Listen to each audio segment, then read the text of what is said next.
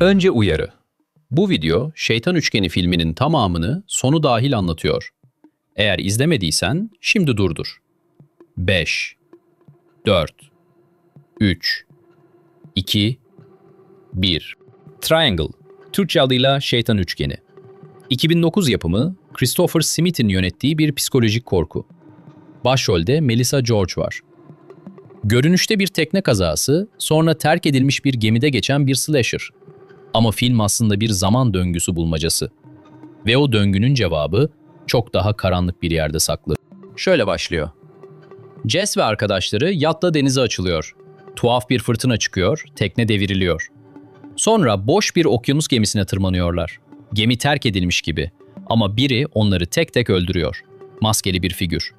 Ve işte ilk darbe, o maskeli figür Jess'in kendisi. Yani Jess hem kurban hem katil. Çünkü bu gemide olaylar tekrar tekrar dönüyor. Her döngüde yeni bir Jess geliyor, bir önceki Jess'i izliyor. Aynı sahne sonsuz kez. Şimdi geminin adına dikkat. Aeolus. Yunan mitolojisinde Aeolus rüzgarların efendisi ama daha önemlisi bir efsaneye göre Sisyphos'un babası. Sisyphos'u hatırlarsın. Tanrıları kandırdığı için sonsuza dek bir kayayı tepeye itmeye mahkum edilen adam. Kaya her seferinde geri yuvarlanır.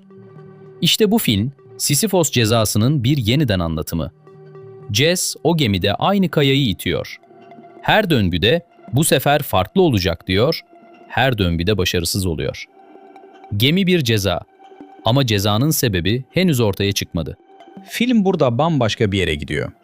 Jess sonunda karaya, kendi evine dönüyor ve orada kendini görüyor, bir önceki halini. Otistik olduğu Tommy'ye sabırsız, hatta şiddetli davranan bir anne. Anlıyoruz ki Jess oğluna karşı kötü davranmış. Bunun suçluluğunu taşıyor. O sabah oğlunu alıp arabayla yola çıkıyor ve bir kaza. Tommy ölüyor. İşte geminin sırrı bu. Jess aslında çoktan öldü. Ya da bir ara dünyada sıkıştı. O gemi onun cehennemi. Suçluluğunun sonsuz tekrarı. Kazadan sonra bir taksi şoförü beliriyor. Jess'i limana götürüyor. Bu şoför tesadüf değil. Yunan mitolojisinde Charon, ölüleri öbür dünyaya geçiren kayıkçı. Jess ona geri döneceğim diye söz veriyor. Sonra limana varıyor, yine yatla denize açılıyor. Film başa sarıyor. Yani döngünün ne başı var ne sonu. Jess oğluna geri dönmek için her şeyi yapacağına söz verdi. Ama o söz onu sonsuza dek aynı kabusa hapsetti. Kurtuluş diye bildiği şey cezasının ta kendisi. Şeytan üçgeninin gerçek dehşeti hayaletler değil. Bir annenin kendi suçluluğuyla yüzleşememesi.